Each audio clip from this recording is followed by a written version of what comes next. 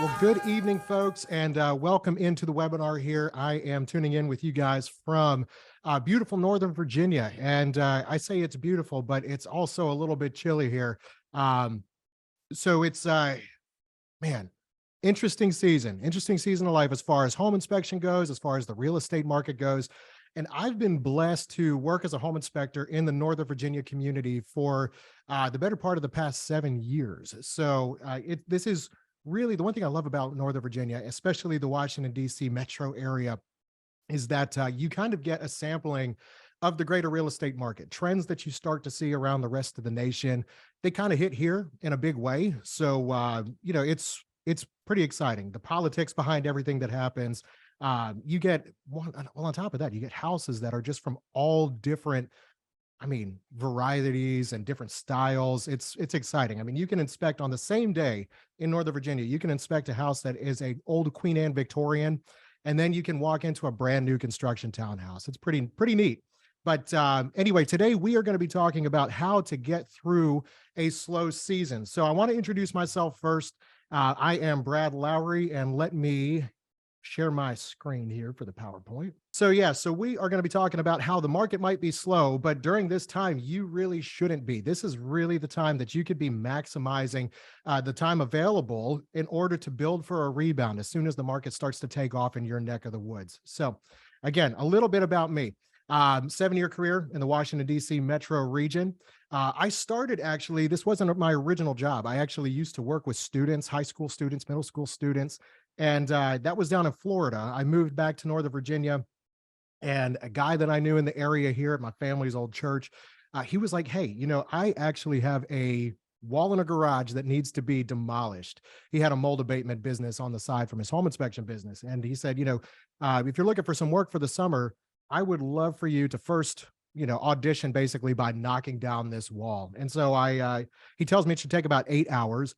I did it in 2.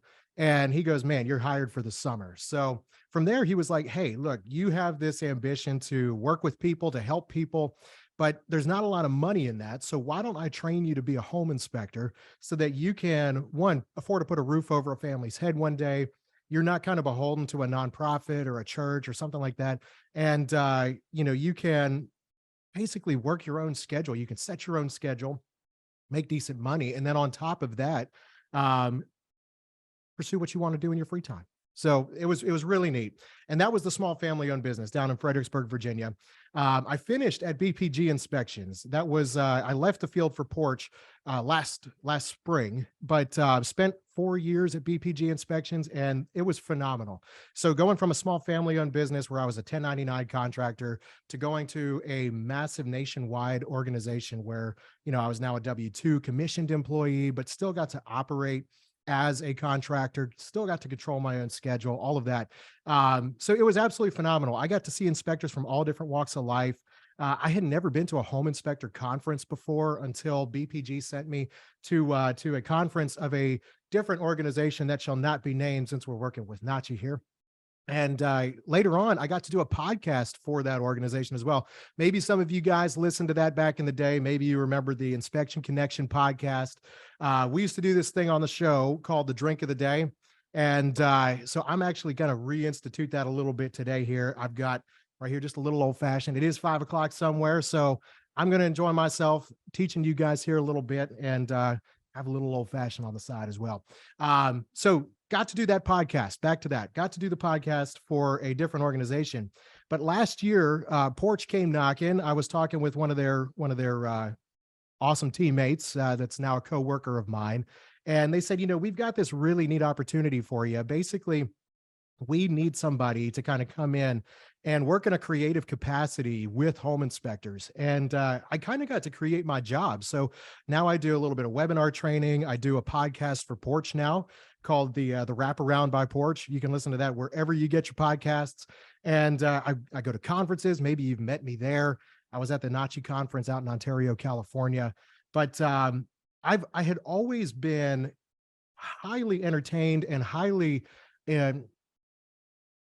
interested, I guess that's just the word, highly interested in creating video content around the real estate industry. especially with home inspectors, simply because nobody sees more houses than home inspectors do, right? And home buyers, they love watching this style of TV, whether it be, on a big screen or whether it be on a laptop, watching YouTube shows about home and garden type entertainment. But I wanted to kind of create some stuff in that capacity. And Porch was like, look, you've got an opportunity to do that kind of stuff here. So I jumped on with Porch, and it's been an absolute blast. This is just one small part of the greater creative job that I get to do. So a lot of fun there. Still working in the home inspection industry, but moving into the creative side of things. So anyway, I wanted to, before we get into the lecture on how to maximize a slow market, I wanted to kind of kick things off and share a few things that I learned in the field with you guys. So number one, just because it's not snowing on a March morning when you're starting a home inspection, that doesn't mean that by the time you start your third inspection, it won't be snowing. Be prepared. Basically, that's the whole point there. I was not one day. It was a beautiful warm morning a few Marches ago, a few years ago. And I left for my first inspection, left my jacket at home. And by the time I started my third inspection late that afternoon, it was a massive snowstorm. And I was standing out here in a polo shirt and khakis doing a home inspection, totally underprepared, still had to finish the job. Just be prepared. That's the point. Number two, always bring a roll of toilet paper. Did I make that intentionally, number two, because it's toilet paper? I'm not saying that, but yeah, basically, always pack it.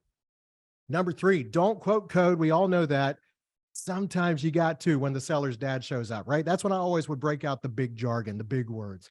As soon as he started asking the difficult questions there in the beginning or trying to be intrusive, I would throw out a little bit of code. I would throw out a little bit of vocabulary that I had prepared for the occasion. And that was usually enough to shut him up. And, we've all been there. Number four, take a day off of work because work can wait. It will always be there. A slow time, then the work will be there when you get back. But take that time off, spend some time focusing on yourself, recharge, because you're always going to be able to do a better job when that's the case. Last but not least, you don't know more than the next guy. You got to be humble. And sometimes, we're all inspectors. That might be because the next guy might think that he knows more than everybody else. We're a fun bunch. We really are. We can poke some fun at ourselves here. But I truly did have to learn to be humble. Just because this is a field where you're always learning something new. And that's what excited me about going to work every day as a home inspector. So to tell you a little bit about this course, I was talking to another inspector about this, and he said, hey, you should definitely talk about what the course is about, but put it in the form of an inspection agreement. And I was like, man, we all do the driveway pitch. So I was like, okay, let's do it. So to tell you a little bit about what the course is about, let me get through the legal jargon that is not actually legal in any way, shape, or form. Feel free to read along. So this is an agreement between you, the undersigned viewer, and me, the presenter, pertaining to this webinar. The terms below govern this agreement. The fee for the webinar is $0. But yeah, if you'd like to Venmo me, you're certainly, no, don't really. Put the money into your marketing budget. That's what you need to do. Number two, we will perform a virtual webinar on Zoom, identifying some important things that you can do during the slow season to prepare to grow your business during the busy season. This webinar is only supplementary to your own work ethic, drive, sweat, and tears. Number three, unless otherwise indicated in writing, we will not test your comprehension of the material presented herein. Unless otherwise indicated in writing, we also are not going to be testing for mold. Therefore, the scope of our inspection will not include anything outside the following topic: growing your damn business. Number five, our webinar, I skipped a number. This should be number four. Our webinar is not for your use only, as you should also share this recording everywhere. Follow me on Instagram at Inspection Dude and listen to my podcast, The Wraparound, wherever you get your podcasts. We are 100% directly responsible for any and all joy, laughs, or insight that you glean from the content produced by me, the presenter. Limitation on liability and damages. We assume no liability for growing your business or the failure to do so. That is 100% up to you, as most people love to learn, but they fail to implement. But if you are successful and the tips and information presented herein produce results, just buy me a beer at the next conference you see me at. Scope of the webinar. The webinar you're viewing, the webinar you're viewing has the objective of motivating, not just educating. The topics the topics that we're going to be going into on how to use the slow season, they're going to involve the areas of innovating and improvising, expanding your education, making the most of your marketing, and expanding your business by thinking outside the box. Number eight, If you enjoy our time and request a return appearance on this here webinar series, then I would recommend that you write or email InterNACHI, tell them how great this was, and ask that they bring me back, and let's do it again. I'd love to. And if your presenter participates in InterNACHI's buyback guarantee program, then, well, I guess it's a good thing that this is free. So no liability on me. You don't have to sign this. This is not legal in any way, shape, or form. But now you know what this is about. Now you know what we're talking about. Let me take a swig. Cheers to you all, and let's jump in. All right, making the most of the slow season. First thing that I would recommend that folks do during the slow season, things that I look to do when I was growing my business, was I would look to improvise. Simply by definition, improvising is producing or making something from whatever is available. And what do you have during the slow season? More than anything, you have time on your hands. It can be real tempting to sit on the couch. It can be real tempting to catch up on your favorite show. But what you really want to be doing during this time is looking for ways to make the most of what you've got. Okay, let's jump into some ways that you can look to improvise with your business. Now, improvising in the field, that can be something from where, say, your flashlight dies. You've got your nice Phoenix flashlight out. You're going through a crawl space and it dies. Improvising is taking out your phone and using the flashlight on your phone. Improvising in business is going to be totally different. That's going to mean finding ways to make the most of your free time that wasn't previously free. With your business, areas of your business that you could look to improvise and improve, things that you might not have been able to do during the busy season. That might be things like expanding your online presence. Take a look at your SEO. Take a look at your website. Are you behind the times? Does it still look like it's an old MySpace page? Take a look at some of your competitors. See how theirs looks, how theirs functions.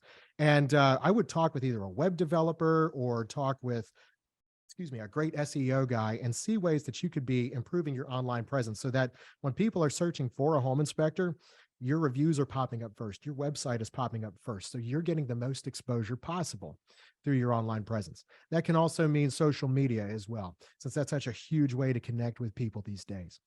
Number two, you can look to evaluate your competitors' pricing and service. While you're looking at their website, go ahead and check the prices that they have for not just their home inspections, but also their ancillary services as well. Especially, it could be when you're really sucked into your business. It can be difficult to find the time to sit down, go over your books, and go, look, am I really getting paid what I ought to be getting paid for the services that I'm rendering? Especially in an area where your competitors might be charging more. When I went from a small business down in Central Virginia, they really didn't charge a whole lot at the time. And when I switched to BPG, the prices were $100 to $150 more per inspection. I was really worried that I would lose some of my agents and some of my repeat clients by raising my prices.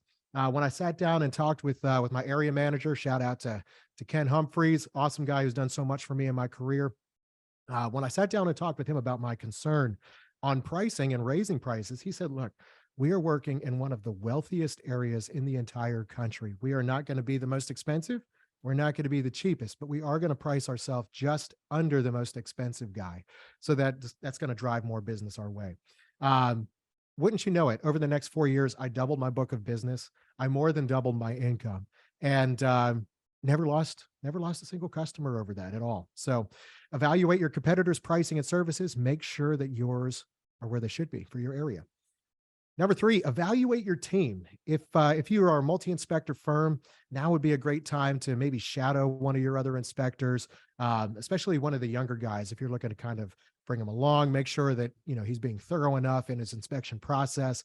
Or if you're looking to grow your team, this is obviously going to be the time that you're going to want to look to hire. Have your interviews, do your training, do your ride-alongs with some of your new inspectors. This is the time to do it. Number four, look to tweak your report templates. Again, by kind of doing a quality control or quality analysis on your own reports and also how you stack up against the reports of some of your other competitors in the area, this would be a great time during the slow season to kind of overhaul some things. Where are some areas in the report that are not the most clear? Where are some areas where you could basically look to expand some of your comments? You could add more detail. You could add more photos, graphs, charts, things like that. Tweaking your report templates might also mean, and we'll get into some of this later, kind of getting up to speed on some of the newest tech that's out there so that you can add 360 videos or 360 photos, add videos, look to switch your reports from PDF to HTML, things like that. So tweaking your report templates, that's another great time. This is another great time of season to be doing something like that. During the slow season, you can also look to improve your on-site workflow. The time to overhaul the way you go about your inspection is not obviously going to be when you've got 3 stacked up, bing, bang, boom. You want to be really clicking along. Now, I know a lot of us, we've been working for a long time. We've been in the field for a long time, and we could be very stuck in our ways. But if we really want to look to improve, um, basically looking to consolidate or be more efficient in our work process, doing that when you only have 1 inspection per day, maybe you've only got 3 to 5 per week during the slow season, this would be the time to really look to overhaul your workflow.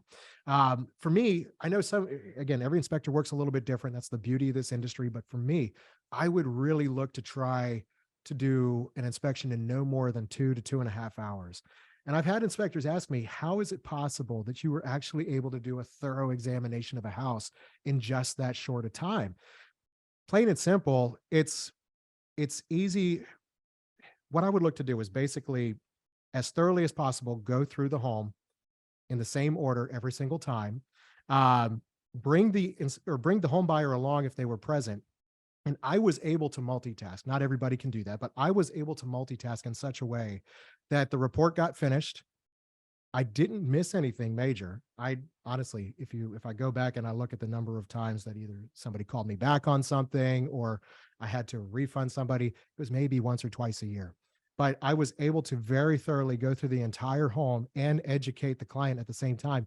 But that took a lot of practice. That took a lot of years of experience and training and really working to be as efficient but thorough as possible in as short a time frame as possible.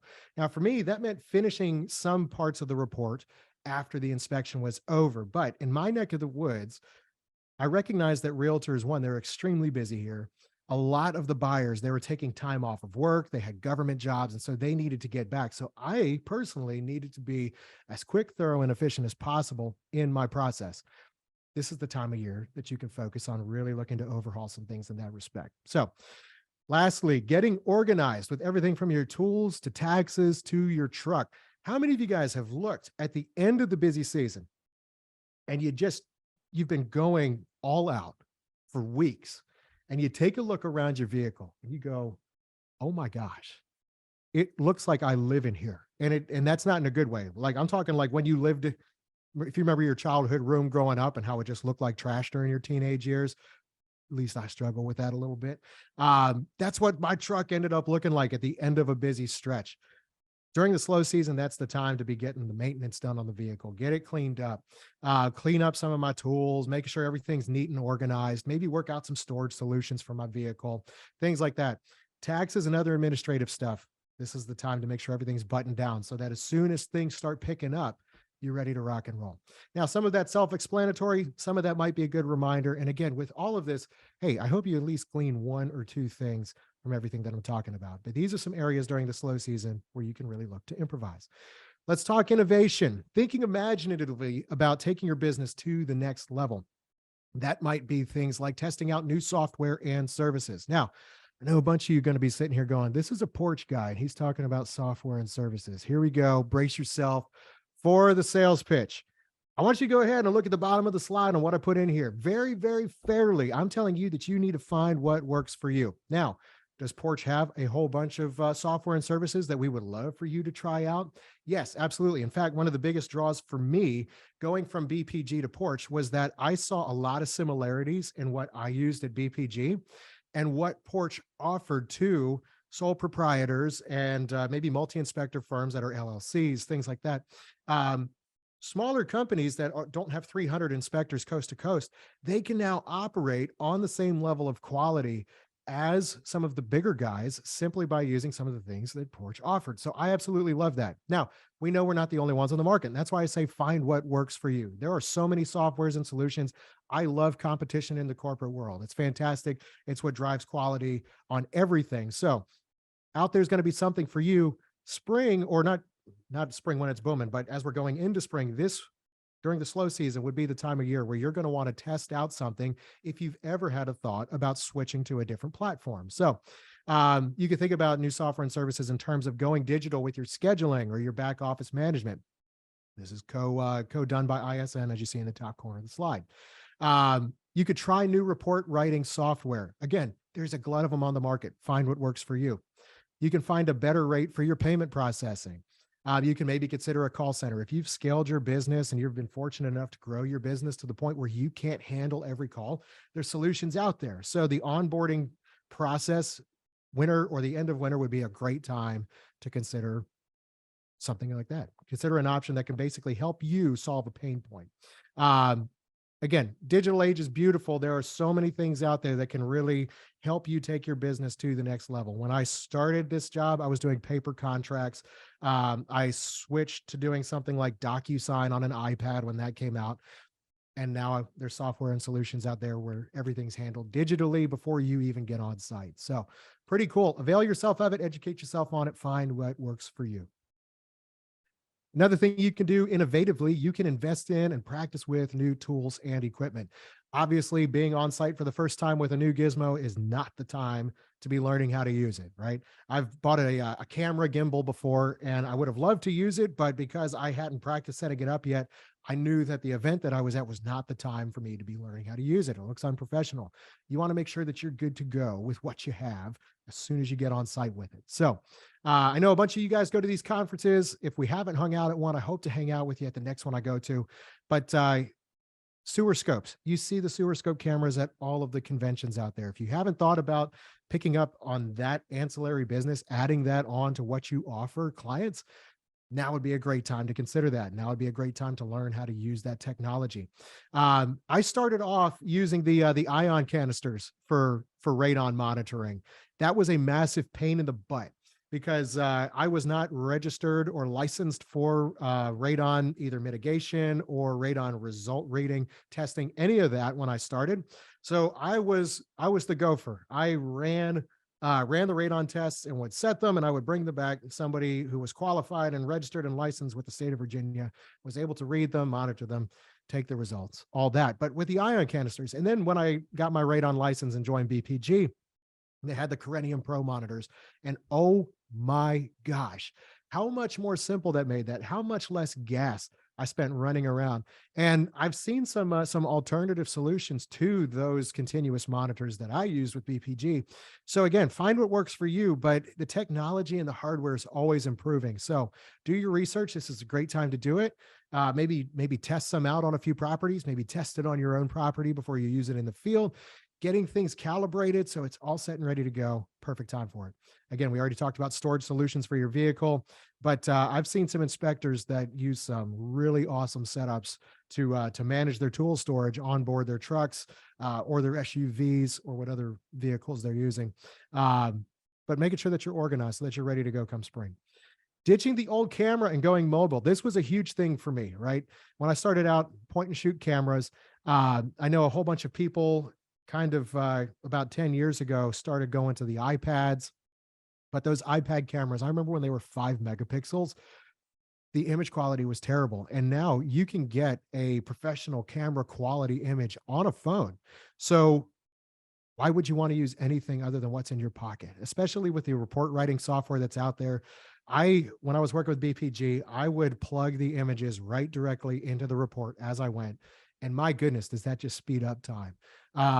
The report process, it was simplified, it was consolidated. I didn't need to go scrambling through files and folders worth of images after the fact, trying to plug everything in. No, all good to go, all right on my phone. So ditch that old camera, go mobile. It's time, just embrace it, folks. Implement infrared cameras, drones, and the like. If you're not doing infrared, again, when I started, I was not. And then I started to see the competitors were offering that free of charge. That's what we used to do at BPG. Definitely worth the investment because I was doing an inspection down in a basement one time and the carpet looked super clean. It was raining outside. We had obviously taking shoes off when we came through the door. But when I went back through the house, the final pass, basically when I would start my process, I would turn all the lights on, get all the systems running. And then I was doing the infrared scan at the end of the inspection. I would turn lights off on my way back to my finishing point. That way I knew where I had been last. It was just kind of like a visual cue for me. But I was going back through the basement and I noticed a massive damp spot in the center of the basement floor.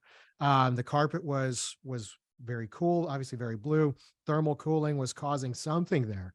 So as I went down, felt it, and yeah, sure enough, it was damp. Wouldn't have been able to see it, and it didn't show up as a stain in the carpet yet. But if it had not been for that infrared camera, I wouldn't have seen it. And obviously, something was seeping up from under the slab. So definitely worth using. Obviously, hot wires and things like that, overheating breakers on electric panels, the use for infrared goes on and on, especially because infrared cameras are the ultimate form of a dad tool, right? If dads, if they already use the stud finder on themselves before they use it on a wall, an infrared camera is just a great way to point it at yourself and remind everybody just how hot you are. Drones. So drones are obviously very useful, very helpful. I never used them in my neck of the woods. It wasn't worth investing in license wise, and also working in the DC area. This is a place where there are numerous no-fly zones where you are breaking federal law if you even think about flying a drone near it. So it wasn't something that worked for me, but I know it works in so many other places. Get one. They're so freaking cool. Use it, practice with it so that when you get on site, you're ready to rock and roll. So you can innovate in multiple different ways with tools, with software, so that you're good to go and take your business to the next level as soon as the busy season picks up. Quick drink.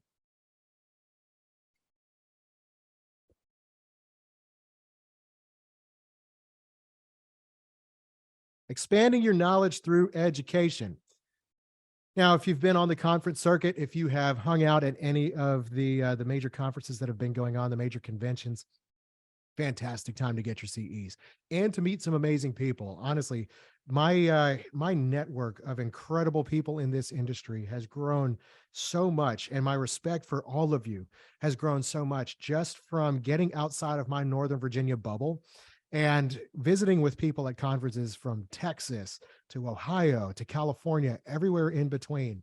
So many incredible people that have invested in my life afterwards. I've learned so much from so many of you, and it's made me a better individual. And if I jump back into the field at some point down the road, it'll make me a better professional because of it. So expanding your knowledge through education, go to conferences, get your CEs done, knock them out during the slow season. This is a great time to do it. But occupationally, this isn't the only kind of education that you could be using the time to be focusing on. You can also focus on growing and expanding yourself professionally by getting qualifications and certifications that are necessary for some of these ancillary services, for things like flying a drone. Nowadays, the FCC requires that you get your remote pilot certification if you're going to operate a drone commercially. So that's something that's worth considering. Getting your pesticide applicator's license. Now, to do a termite inspection in the state of Virginia, you don't necessarily need a pesticide applicator's license, but I got mine anyway, just because it added some validity to my termite inspection report. So that might be something to consider.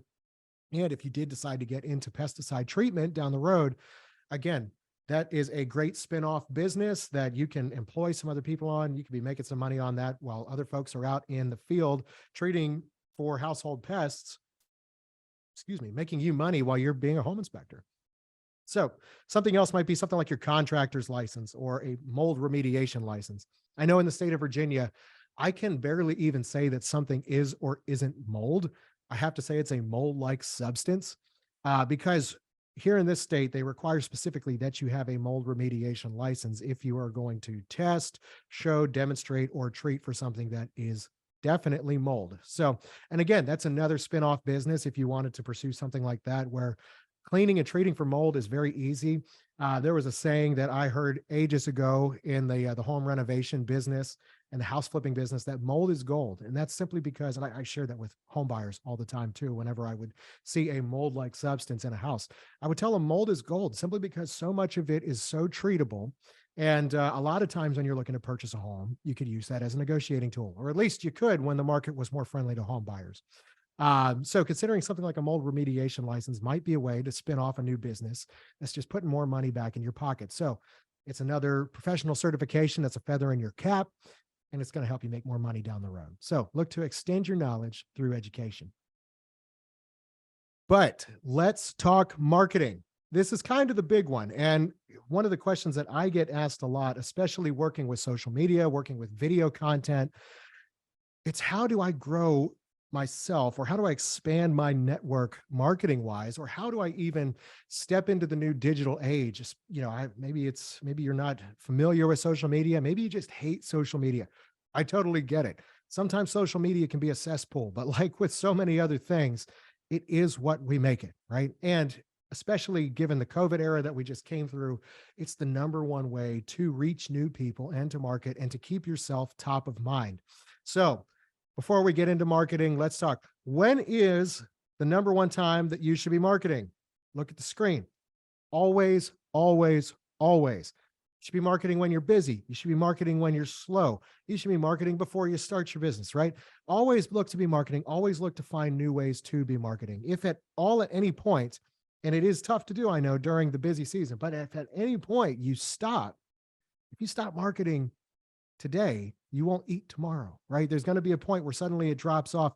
And I've seen so many inspectors complain, oh, why am I slow right now? It's like, okay, well, you just came through the busy season, but how much did you market then? Did you meet anybody new? Did you make any new connections with realtors?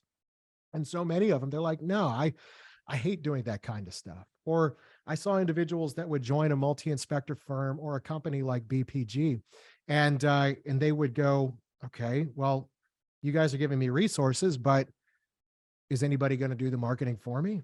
It's like, no, you still have to do that because this is a relationship driven business. The connections that you make with people in the real estate community, that's your bread and butter. Now, how you connect with them, those things change, but building and fostering those connections, it was, and always will be a relationship driven industry. And if you're a people person like me, that's also the fun part about this job. Some of my closest friends are real estate agents that I've met just in almost a decade of working as a home inspector and working in this community up here in Northern Virginia. Still stay in touch with them to this day, even after leaving the field and joining Porch. So always be looking for new ways to market, always be open to new ideas, and always be willing to educate and train yourself on those processes. So let's jump into some ways that you can be making the most of your marketing in the slow season. Number one, cast a wide net. Now, what do I mean by that? It's easy when you're starting out, especially if you're a younger guy watching. It was easy for me when I was beginning to start looking at some of the big fish realtors in the area and going, man, if I could just work with this agent here, or if I could just work with that guy there. And the problem is they've already got their inspector, right? So many of the big market, big volume realtors, they've already got their home inspector. So what you need to do is find the ones that don't. Now, you can still meet the ones that do, of course, and you can always put the bug in their ear. Hey, look, if your guy ever can't make it, give me a call. I'm always going to be happy to help, even if it's not a property that I inspected. If I can answer a question for you, even if I could just, again, unofficially off the record, if I could answer a question for you, I'm happy to help. So by making yourself available to those big market, big volume agents, realtors, sure, you might capture their business one day, but if you cast a wide net, I would rather have fewer inspections off of a bigger pool of younger, newer realtors, because those realtors, as they grow their business, I can now grow my business with them through the years, right? So now 5 years down the road, maybe I met somebody at a convention meeting previously with a realtor convention up here in Northern Virginia.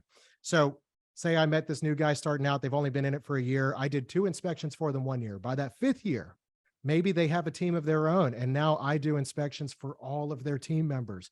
Now suddenly I'm pulling in 20 to 30 inspections a year just from that one realtor. Now multiply that by all of the multiple new agents starting out that you connected with 5 years ago. That's how you grow your book of business. That's how I was able to more than double my book of business in the 7 years that I spent here. Um, Other ways might be it's if somebody drops a ball, you can be there to pick it up, right? Now, I remember there was an agent that had a complaint about somebody at one point. I don't name names, but they reached out to me and said, look, this was completely unfair what happened. And I was able to capture her business and be her home inspector for the entirety, the duration of my career from then on. And again, that realtor is one of my closest friends to this day. So cast a wide net, be willing to start small, be faithful in the day of small things, so that as the realtors grow their businesses, yours grows with them. Number two, lean into what works and scrap what doesn't. Again, be willing to try anything, throw something at the wall, see if it sticks. And if it doesn't, be willing to move on. Back in the day, pre-COVID, obviously the office visits and the lunch and learns and things like that, that was huge. Nowadays, not so much. More people are still working from home. More people are still working remotely, or they'll sit in a coffee shop on a laptop now. Fewer people are going back to the office than previously. So it's not going to be as effective to go bring the basket of candy up to the front desk anymore, to the receptionist. It's not going to be as effective to pick up a massive bunch of bagels from, was it Panera? I almost said Pandora. That's a radio station. Panera. No, picking up a bunch of bagels from Panera. I used to do Chick-fil-A. There was one time I did a lunch and learn and I brought tacos.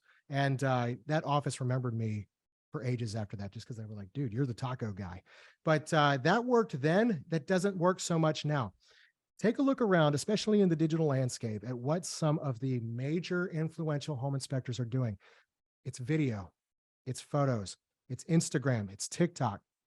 And again, you might not be interested in pursuing that brand of marketing, that style of marketing, but it works. It really does. And it's such an amazing way, both locally, nationally, internationally, whatever, to grow and expand a brand. And with that, your business will get driven and your business will grow as well. So lean into what works, scrap what doesn't. There's something out there that's going to work for some folks that won't work for others. I've already touched on a little bit in the last point, but embrace social media. You have to. Again, if you've learned anything about marketing, you know that multiple touch points with an individual are going to be what causes you to stay top of mind and for them to eventually give you their business. So by using social media, that's just one touch point, but it is a massive one. If you look at the research on how many times people look at their phones per day, it's over 100, sometimes several hundred times a day. People pick up their phone or they're looking on social media, or not to be crass, but they'll be sitting in the restroom and they're just scrolling, or they're laying down in bed at night. A lot of times for most folks, the phone is the first thing they pick up and it's the last thing that they put down. And social media is what they're looking at and consuming. So if you're creating video content, and it doesn't have to be difficult, it doesn't have to have fancy lights or anything like that. It can be you working on site. But if you learn to use the technology, use the apps well, if you learn to communicate clearly and effectively, it does take practice. But if you can do that, you can really grow a following, and that can be a massive point of contact, point of reference for a realtor, especially if you're looking to expand your influence in your area. So cast a wide net, lean into what works, scrap what doesn't, embrace social media. The other thing that I want to encourage you to do is really to spend time where realtors are spending their time. And I want you to take a look at this list of events here. This is going to vary by region, but up here in Northern Virginia, you have the Northern Virginia Association of Realtors, NVAR.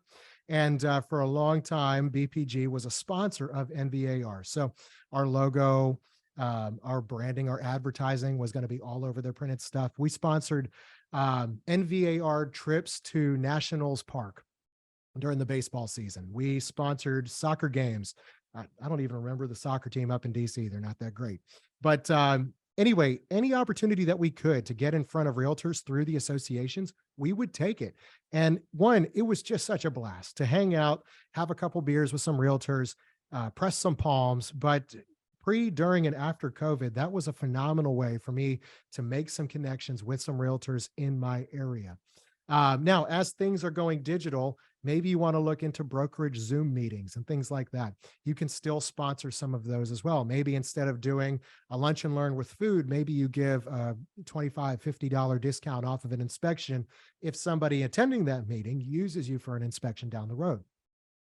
Take a look at nonprofit work as well.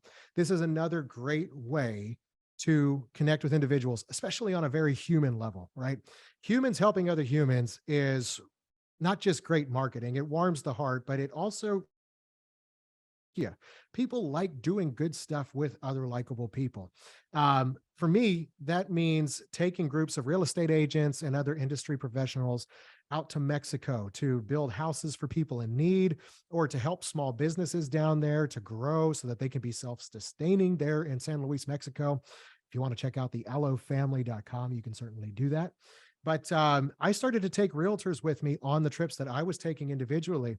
And now one of my favorite realtors is on the board, actually chairwoman of the board for Allo Family. So doing nonprofit work together, locally, regionally, internationally, all of it, it's a great way to showcase your values, and people do shop off of values.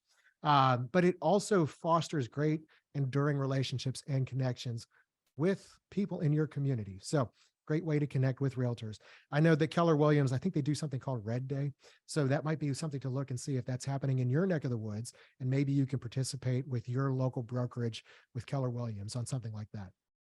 Golf tournaments. This is another thing that's big up in this area, but sponsoring a golf tournament, maybe you can pay for the beer cart, 1 to 2 beers per person. Whoever drinks that much on a golf course, 1 to 2 beers, but still it's better than nothing, right? But by being there, by being present, by having a good time with people that you want to do business with, that's a win-win for everybody. So something like a golf tournament or the like, look for that in your area. Maybe it's a clay shoot, if you're out towards the center of the country, something like that. Again, touched on realtor associations, look and see what's in your area. But the main point here, guys, is this: you need to build relationships. This is a relationship driven industry. It's fun. Make it fun, especially even if you're not a people person, try to find some joy in it.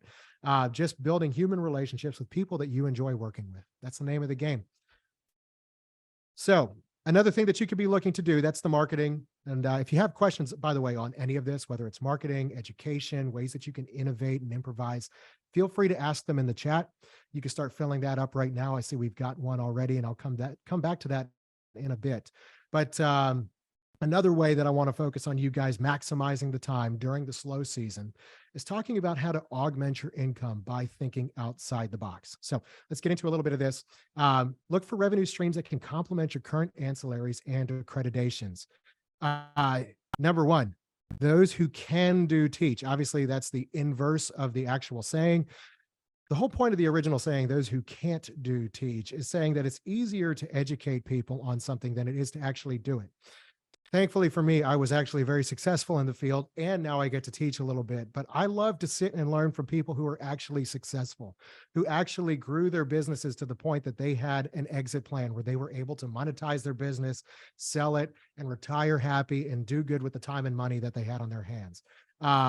So I would change that original saying and say that those who can do teach, and get paid for your time to teach, right? You see guys like Mike Crow or Mike Casey, Istvan Jocko, Wally Conway, folks that I have truly enjoyed getting to know in the last year. I see them on the conference circuit just sharing their knowledge, and they love helping other people to be as successful as they were, and they had results in their business. So if you have grown a successful business, get paid for your time, get paid for your knowledge, especially if you did really well with your job.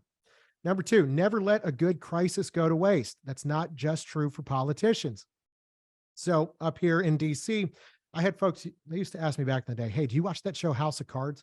I used to tell them, like, look, no, why do I need to watch that show? I literally live here. House of Cards is 60 miles from where I sit right now. You see how some of the politicization of world events happens right at my doorstep. But I've seen business people take advantage of a good crisis too. I want to share a story about the first inspector that I used to work for. Again, he owned that small business down in Fredericksburg. He was actually able to get out of the home inspection field because during COVID, I told you he had a mold abatement business.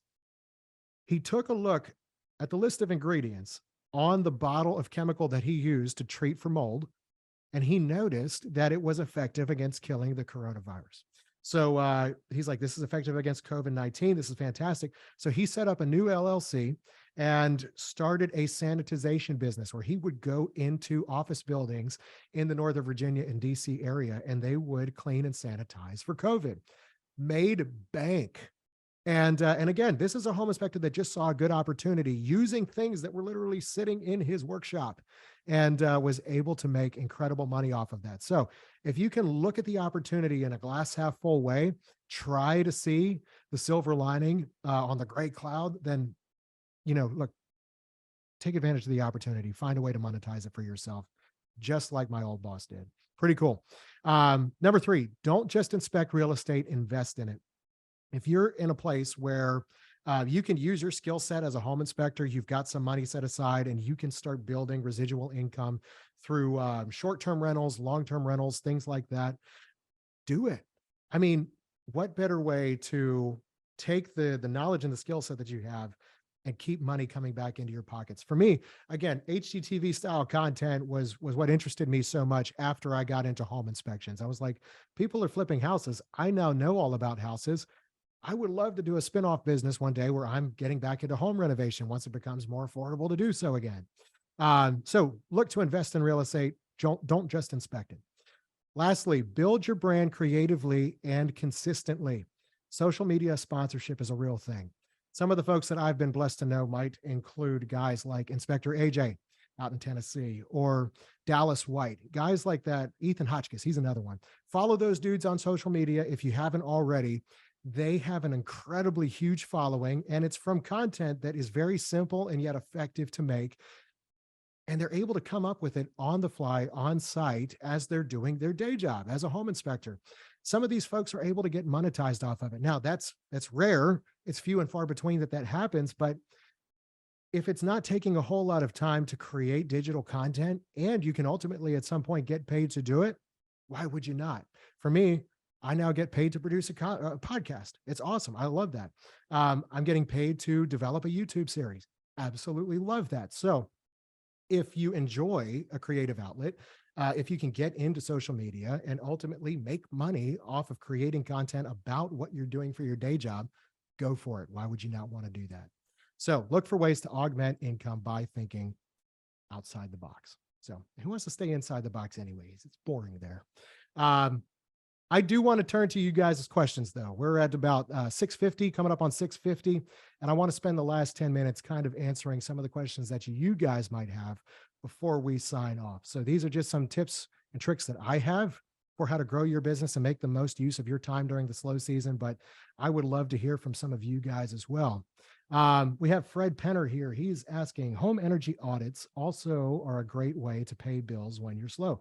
Absolutely. No, I used to do the podcast for a different organization with Rose Buckley. She's up in Maryland, and she would do home energy score audits as well. So another great opportunity, another great marketing tool. Fred, thanks for sharing that. That's fantastic.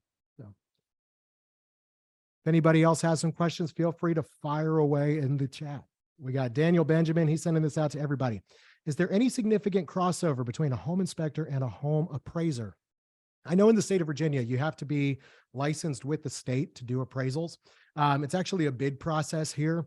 And I know those two get confused all the time. Home buyers are always like, wait, so you're the guy that can tell me how much my house is worth, right?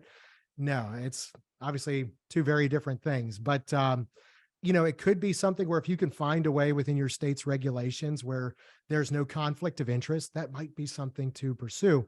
I know here it's a bid process, and you might not always in Virginia end up working in the same place where you inspect. So something to consider. Look at your coverage areas, and look at your state's regulations if you want to pursue or consider being an appraiser as well. Brandon says, I was in the appraisal industry before getting into home inspections. Definitely have limited overlap.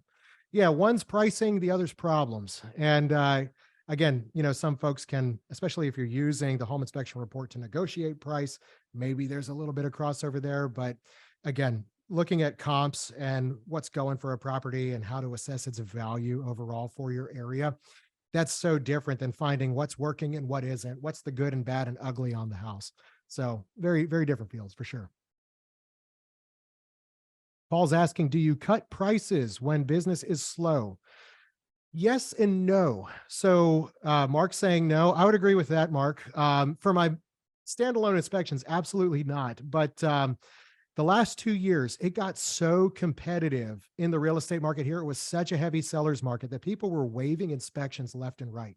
Almost nobody was doing a home inspection. I'm sure a bunch of you guys can relate. But we started to do something that was called a pre-offer evaluation. Other folks up in DC would do walk and talks.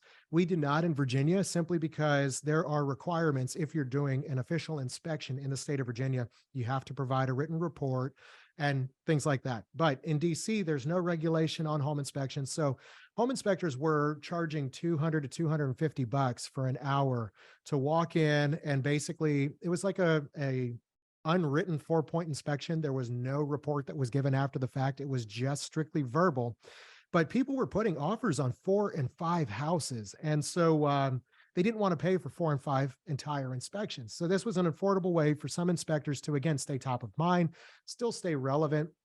But by doing a pre-offer evaluation, it was really a limited scope inspection. We would still provide the report so that we complied with Virginia law, but we did charge less for that. And again, sometimes I think there was one time I did 3 or 4 of those in a day, but I wasn't spending as long on site. So I just found a way to offer something that was competitive with some of my other competition in this area. And I was still making a fairly decent income off of that. In fact, that was back, I think that was 2021, and that was one of my best years that I ever had. So yes and no to Paul. Don't slash your prices, but maybe find some ways where you're offering something that's going to cost a little bit less, but also take less of your time. So don't underestimate or devalue your time, I guess is what I'm saying. I'm just going to hit stop on the video and continue to read through some of this. So to answer Brandon's question, as a new home inspector, how much would you recommend I spend on my advertisement budget? Look for free ways that you can market first. Again, social media doesn't cost you anything more than your time and effort. And really, that's what it comes down to with marketing, is time and effort. Look at your budget, look at what you can afford. But again, you want to try to stretch your dollars as much as possible. I don't know what you can afford, so it's tough for me to answer that one. But I would, again, spend as much as you possibly can. If you're looking at sponsorships and things like that, I know that I used to maybe look at $300 to $500 if you're sponsoring a major event, something like that. So again, it's going to vary based on where you are in your career, but make the most of your free opportunities first. Daniel Benjamin's asking, do you guys have any available discount codes for the InterNACHI membership? I don't know. You got anything on that? Hey Dan, if you want to shoot me an email, I can respond to you through that. I can answer you a little bit better. I'll actually switch to my webcam here. So you're getting behind the scenes look now. All right. Julian's asking, do you see any activity in the commercial side? I was never in commercial inspections, but we had some guys, some very qualified guys on our team that were. It's a great way to make a decent bit of money, especially if you're willing to travel for that. Some inspectors strictly focus on commercial inspections. So something to consider for sure, especially if it's going to provide you 1 or 2 big opportunities every so often. Yeah, why not? All right. Brandon's asking again, with your experience, have you found social media to be the most effective, or have you had success with radio and or community magazines? Very few people read print anymore. Nobody wants to read. Even when it comes to social media, very few folks want to see printed word. They're going to want to see video. Folks would rather see or just sit there and scroll and watch a video that pops up. Now, you can do text on a video. That's another way to get folks to read. But I would lean into video as much as you can. And again, it takes a little bit of time to get comfortable with it. When I started, I would use my phone and basically do 4 or 5 takes of a specific video. If I was on a roof looking at a chimney where there was some spalling, something like that.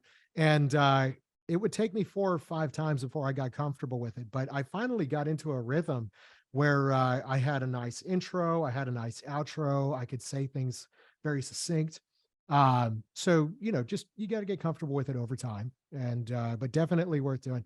If you're interested in stuff like podcasting, I know there was a gentleman that I had on the podcast, the Wraparound by Porch podcast earlier this year. he does his own podcast as well. It's a lot of fun. I mean, I've always been a audio visual kind of a geek, but so for me, that's something that it's work, but it's not. I enjoy it.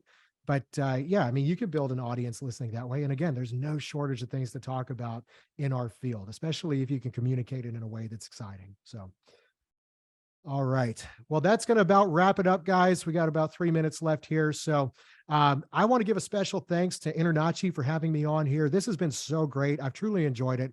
No, I appreciate y'all's time, Brandon. Seriously, this has been a lot of fun. If you guys enjoyed this and found it valuable, if this is going to be available after the fact, I'd love it if you shared it with benefit from it. And again, if you guys want to do this again, I'd love to come on back and host another time. In the meantime, I invite you guys to follow me on Instagram, TikTok at Inspection Dude. And you can listen to the Wraparound by Porsche podcast wherever you listen to podcasts. We've got a Instagram page for that as well. So thank you so much, guys. I really appreciate it. AJ, thank you for moderating this entire thing. This has been fantastic, man. And look forward to doing this again soon.